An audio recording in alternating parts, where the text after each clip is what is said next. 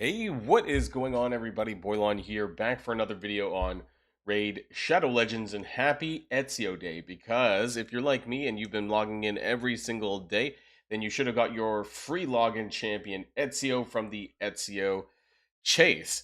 Now, in today's video, I want to use him a little bit because I did spend a bit of time maxing him out and grinding him. Now, I do not have red stars for him, the souls, which are obviously going to be coming on day 14 in 7 days. We'll get the 2 red, and then on phase 2, I believe an extra 10 days to get the 5 red. So I think it's about 17 days out to get that full 5 red. But either way, I've actually found some really funny uses for him. Now, this is obviously how much you're going to use Ezio is probably going to depend on your roster, where you are in the game, and what you would use him for. But I found a very, very funny way to use him to clean my Doom Tower up a lot faster than I was before. I want to share this. I also want to do a little bit of testing, I guess, to see and kind of break down his skills, because I did book him out as well. So I am curious how he stacks up with some of the other characters. Now, I'm just going to say right here at the beginning of the video that this is not going to be, if you're expecting a super, super in-depth, apples to apples kind of review, I only have so much. I'm not on the test server. So I'm going to be comparing it with some of the other characters that I have and just kind of take a look at, where he stands as far as his damage goes, because that's kind of what I'm curious at as well, from a more of a free to play or your new player experience, having some of this available to you. So before we get started with the rest of the video, though, I do want to remind people that if you haven't started playing Raid yet, what are you waiting for? Get on with that QR code in the top right hand of the screen to get an Arm of the Returned, absolutely free, and these 3 amazing epics to go alongside her: Allure, Tagore, and Ruella at accounts level 10, 20, and 30. And don't forget that you can get the Void Legendary Support Champion to Hanorach. She's actually really amazing. All you have to do is use the promo code Desert Queen within the first 48 hours of a brand new account. Okay, so who is Ezio? Ezio is obviously the Assassin's Creed free champ of the Sacred Order, and I do have him here. I grinded him up to level 60. I got him to 6-star Ascension, and this is the kind of the gear that I'm running on him just now. This is actually the same gear set that I run for my Mikey. It's a 2-piece Slayer and 4-piece Lethal. Now, I just want to go out on a limb that, yeah, of course, I don't have everything available to me. I'm like a year in, so depending on who's watching this, I mean, I only have the gear. This is like my best kind of quote unquote DPS gear that I often share around my different characters when I'm using them for different things. So this is what I use in my primary set for Mikey. Now, what I really love about Ezio's kit, and if you're using him primarily for PvP or wave content, you don't have to worry about accuracy, because he gets Perfect Veil for 2 turns at the start of each round, and he does not need to pass an accuracy check, because if you read it, if he's under, these debuffs cannot be resisted if the champion is under Veil or Perfect Veil, which is really nice. You could just add more attack if you want to get more damage out on him. And this is the same basically for every part of his kit. It has the exact same thing. Now, for longer turns fights, if you're using him in clan boss like Demon Lord, which I'm not covering in today's video, you will have to build him up with a little bit of accuracy so that he can land those skills. So there's going to be a bit of a different build set, I think, or you'll need to chuck on an accuracy banner at the very least. So I'm using this Sacred Banner, Sacred Order attack banner, because I don't need the accuracy. But otherwise, I would look to at least getting a 5 or 6-star accuracy banner, and this will help get his accuracy up where you need to be to land stuff more reliably, especially in PvP. So that's something to keep in mind. Now, as far as the masteries go, I decided to go with a offense and utility based accuracy. And you might kind of wondering why I did this with the utility tree here now, or support tree, sorry. And that's because I wanted to get Master Hexer, which could extend the debuffs of either the defense down or the poison sensitivity and poison debuffs when landing it. I'm mostly building him for wave-based content and maybe some PvP I'll fool around with over the next little while. And actually, I did kind of shove him into my classic arena team just for funsies. I think what I heard, though, is this is kind of like and I guess my head's in the way, but this is, you want to go with, let me remove that for a second. So you want to go with Helm Splitter if you're going in for more burst damage, I think. But I think if you're going for Clan Boss, maybe Demon Lord, you might want to pick up War Master instead. I'm just more in the favor of picking up Helm Smasher. Sorry, not Helm Splitter. I keep saying Helm Splitter. When you're using this for wave-based content, harder content, PvP, etc., I tend to go with that. So I've gone for a mixed build here with support over on this side. A lot of people do recommend the defense side because he is obviously kind of squishy, but I guess I'm not expecting him to really take any damage for the stuff that I'm using him for. So there you go. There is an alternative build where you can, I guess, go down through here, pick up the AoE attack stuff, and then you eventually land on Retribution, which does a counterattack if you lose damage. So I guess you can decide kind of which build that you want to do depending on what you're using him for. Okay, let me bring back my where's me? Okay, I've also decided for now to use the Arethi Coronet as my relic. Now, other things that you can use that are just as good would be any accuracy-based relic if you're going for PVE for long-term fights. Another good one is this one here, the Saint Xavier's Tribute. Again, if you're going for longer-term PVE where he is going to drop his own veil, this can be very handy because it does have a chance of placing Veil on himself at the end of their turn. And if you get this up to like rank 3 or rank 4, this is up to about like 25, 30% chance for this to happen. And also the lower HP it is, the more likely it is to happen. So this is a pretty neat relic as well. But this was from the Teenage Mutant Ninja Turtles. So if you don't have this, if you didn't pick a few of these up, fortunately. Some other ones that you can use is going to be just the crit one. Anything with crit. The dagger, right? That's a good one as well. Where's my daggers? Where's my daggers? Somebody has my daggers. My Malefic Talon, right? This is one of the easiest ones to pick up from Chimera.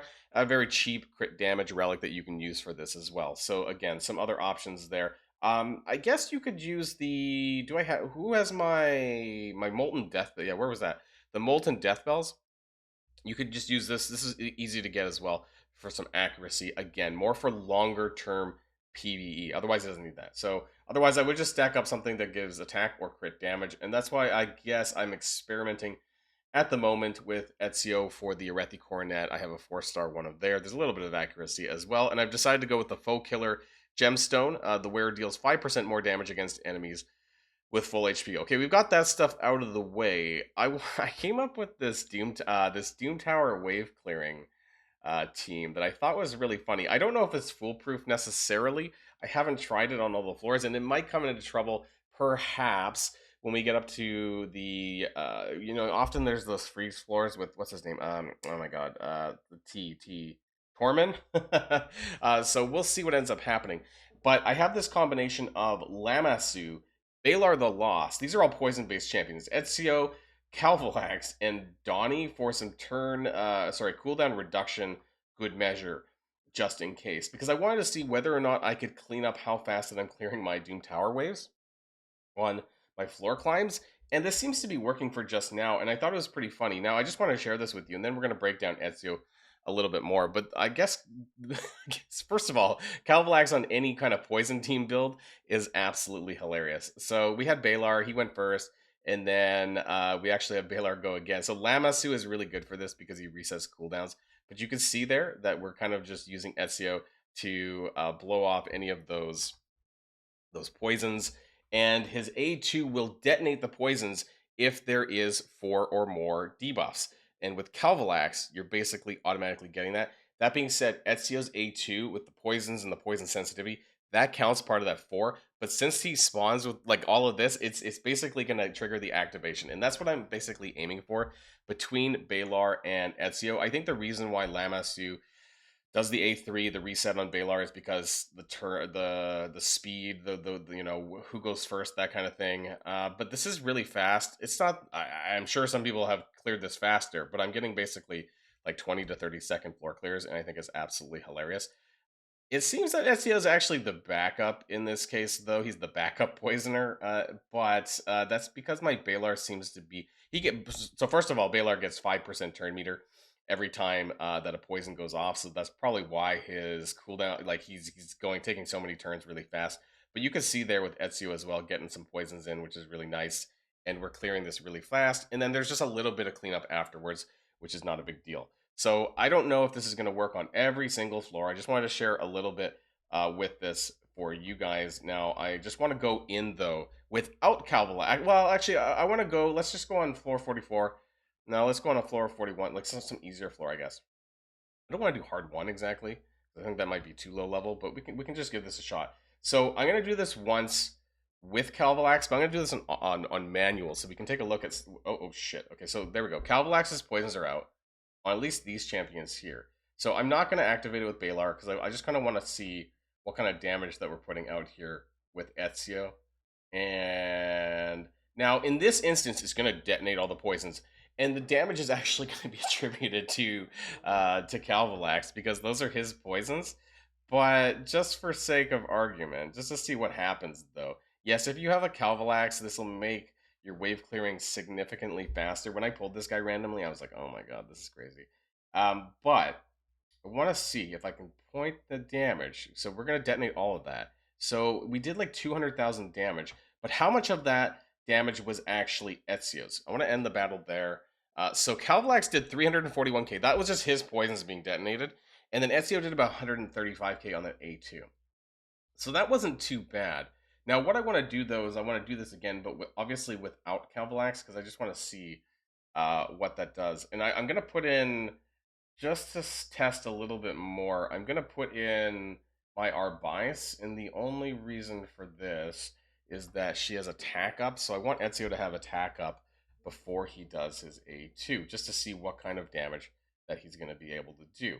Now, the only issue is I'm going to want to put this out just so he detonates the poisons as well. I want to do one test with the poison detonation because there needs to be enough debuffs on him to actually trigger that. So let's see. He's going to do his A2, and it should blow up on everyone, unless it misses or has an affinity resist on these red guys, but at least on some of these, I want to see. So on 1x, can we do this and see? Okay, 49k. So it did detonate and did do the poison sensitivity. It didn't really hit this guy at all, actually, but it did not kill them. So that was with the attack up as well. How much damage did this do? I mean, it did a lot of damage to all of them. Maybe they're just kind of beefy characters, perhaps. 315k on that A2. Okay, now what happens if we do this again? Okay, apparently my game's... Wow, cool, right in the middle. Okay. Okay, I don't know why my game had problems, but I had to reset a bit here. Now, I want to try this again. Not with Calvalax. Sorry, my bad. I just kind of pulled them in, I guess, because that's what I've been doing. What I want to do is do this, but not do it with the attack up and see what ends up happening. We're going to get the debuffs again over here, so maybe it'll land on those red guys right. I want to kind of just test the damage here on the A2 specifically. Let's do that. Okay, we actually hit the red guys, or the, the miscreated monsters. Didn't kill anyone. I mean, I think they're kind of beefy there. Also, nobody had defense down, so just to be clear about that one either. So as far as the damage goes, I mean, it did about 288,000, so that's a little bit less than when they had attack up. Poison is not affected by the attack up, but I was just curious as far as the damage goes. It's kind of hard to separate the damage. I would have to really like slow it down and then kind of like pause the frame of the video to see how much of that was the poison damage that detonated and how much of it was the actual damage from the attack, because it does both. It's really important to note. Why is my replay button not working? This isn't the first time. Okay, let's go to the next stage anyway. No, let's go back to I had so stupid. Maybe it's just that floor 1. I'm not sure what the problem is here. So let's go back. Let's do this again. And I'm wondering what triggers with the Helm Smasher as well. So we got a little bit of resist here anyways. Let's try and get this A2 out one more time and see. Okay, so it blew up again, but it kind of resisted on those. So how much damage was that do when it didn't really hit on those guys? But 166k. So, it does matter, of course, who you're going up against with Ezio. But what I want to try now, and just to be clear about what his gear is, again, I'm not some master tester by any means, but he does have about 5,300 attack, and he has a crit damage of 295. Now, when I get the red stars, what I'm thinking of doing for me, I'm thinking of getting blessings with lethal poison. And the reason for that is because I am planning on doing him more when it comes to lethal dose, sorry, but I call it lethal poison. When it comes to doing wave and PvP combat. If you're doing him for PvE and more longer term PvE, like Demon Lord, if that's something you're thinking about, then you're probably going to want to pick up Nature's Wrath, right? This is going to be your DPS, anyone that does debuffs, because it's going to increase the amount of damage that you do. So a total of up to 15% additional damage on that 5 red just over the course of the fight, right? And this is going to add up very quickly, and it's going to activate very soon. So this is more consistent damage, especially since poison isn't really affected by any particular stats. But because I want to get the most out of my poisons, that's why I'm probably going to go with lethal dose. I mean, this is going to be an extra 200% damage on poison debuff, so this is definitely something that I'm looking forward to doing. So I just wanted to share with you, and obviously when we get those red stars, it is going to improve his crit damage a fair bit. Now I want to go back though, and I want to. Why does it keep pulling in Calvalax? I guess because I got that save squad. So I want to do our bias, and then I also want to see just how much damage can we actually hit these enemies for with the A3, right? Some of the other skills, just to kind of compare. So let's do that. We're going to get the attack up here on Ezio. We're going to get the debuffs, but we're not really planning on using any of the A2s on this. Yeah, I need to get over to Ezio's turn, of course. And I want to use the A3. So attacks one target before attacking, so we don't have any buff of steel. But it ignores 35% of the target's defense. So I'm going to hit it on the green guy, right? I just want to see how much damage can this actually hit for with attack up. 160k isn't nothing to scoff at, especially if you're using it in PvP, right? So I think that's pretty nice, to be honest. Let's try it on some of the other characters, right? I just want to see. God damn, why does it keep doing that? Is that it keeps resetting this too? It's so irritating. I think it has something to do with my save teams and why it doesn't like this or something. But anyways, let's do this again. Yeah, my apologies. I guess I could have just removed Donnie. He doesn't really need to be there, I suppose, for these testings. Okay, so let's try yellow. Let's see that. 83k. Okay, so that probably was not a Helm Smasher proc, because it did a lot less, and that might have been also the affinity triggers as well. Still decent damage though, and obviously I don't have the best gear in the world, and yes, I know that's going to reset again.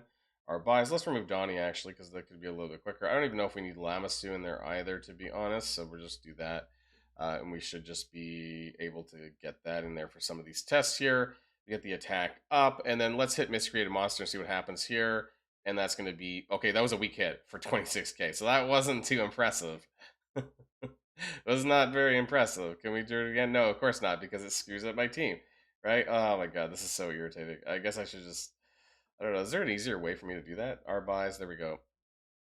Technically, I don't think Balar needs to be in there either, but it's more clicks that I have to do. Now let's try this one more time because I want to see how much I can hit Miscreated Monster for. Okay, we got 82k. So again, that's if it's not a weak hit. So that was pretty good actually. That could have been a Helm Smasher Helm Smasher proc as well. But yeah, pretty decent damage that he does, to be honest. But obviously where he shines is being able to activate that poison. I was just a little bit curious of like how much damage that I could get out of Ezio. Now I want to see if I can maybe find some arenas to. It's I don't know. Is there any like big some testing, this is kind of the team I'm running right now, just for funsies, right? I do love this poison activation kind of stuff. So I don't know if this is necessarily going to be showcasing Ezio though. In this, it's probably more of a showcase of Calvalax, if anything, because I'm going to be getting more of these poisons out. It is pretty much over already, right? I mean, I think he's going to get a turn. I think Balar is actually going to get a turn before Ezio. So there you go. Yeah, he is, isn't he? So that ends up happening, right? So this is more of a Balar showcase, I feel like. But I mean, at the end of the day, I mean, I guess I could let's remove Balar just because it might be too overpowered, and we could put in, I don't know, like just that, right? Do the same kind of thing. Balar is if you have Balar and you don't have Calvalax, this is still a great way to put up poisons because Balar is a great champion for poison based content. I want to put this into 1x. There is 1 week potentially over here. Let's see here. And everyone's dead, right? And if they had Stone Skin, that they would they would also be kind of blowing up as well. If the entire team has Stone Skin, that it would instantly activate and blow up as well. So Ezio is honestly really fun. I just wanted to share some of the early gameplay that I've kind of used with him in this video. Again, not an apples to apples comparison, and I might do this more in other videos. And I'm having a lot of fun already on day one with him. And I think he might be one of the better champions of the Assassin's Creed collab. Bayek is probably the other character, but obviously he's Void, so Void characters tend to be a little bit better. But I think a lot of people are going to get some good use out of Ezio, especially new players who are going to get the 5 red perfect soul absolutely free, right? In 17 days, the rest of us is going to pick that up.